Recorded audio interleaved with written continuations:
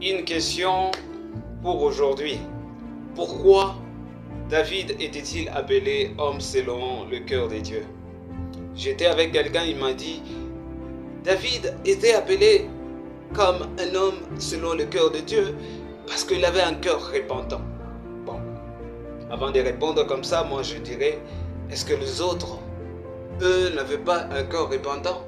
Bon, point d'interrogation, je ne sais pas. Mais au-delà de cet aspect de la repentance, du cœur repentant, il y a une vérité que j'aimerais partager avec vous.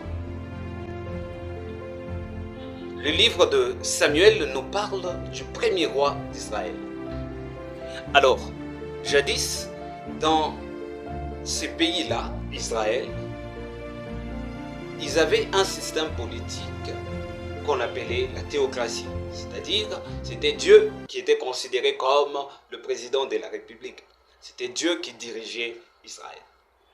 Arrivé un moment, le peuple d'Israël, voyant ce que les autres peuples avaient leur roi qui était physique, et ils ont commencé à demander à Samuel de leur donner un roi. D'abord, Samuel était résistant par rapport à cette idée-là.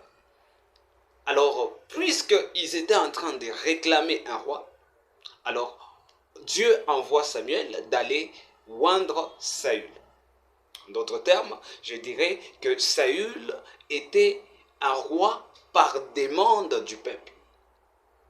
Alors que David, quand on a envoyé Samuel oindre David, c'était un choix de Dieu lui-même.